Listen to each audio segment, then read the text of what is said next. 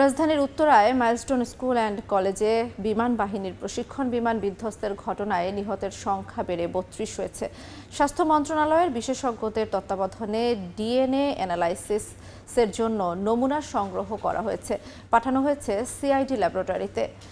এখনও সিএমএইচের মর্গে রাখা ৬ মরদেহের পরিচয় শনাক্ত করা সম্ভব হয়নি বলে স্বাস্থ্য মন্ত্রণালয় এক প্রেস বিজ্ঞপ্তিতে জানিয়েছে। এদিকে দগ্ধ অবস্থায় যারা বিভিন্ন হাসপাতালে চিকিৎসাধীন তাদের অনেকের অবস্থা সংকটাপন্ন। আহতদের চিকিৎসা সহায়তা দিতে ঢাকা পৌঁছেছে সিঙ্গাপুরের বিশেষজ্ঞ চিকিৎসক দল।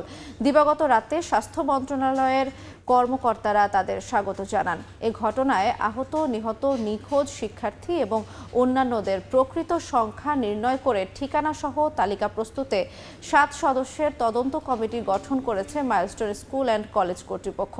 আগামী ৩ কর্মদিবসের মধ্যে প্রতিবেদন দেবে এই তদন্ত কমিটি। এদিকে ৬ দফা দাবি নিয়ে আজ সচিবালয়ে স্বরাষ্ট্র উপদেষ্টার সঙ্গে বৈঠকে বসবে শিক্ষার্থীদের ১০ সদস্যের প্রতিনিধি দল।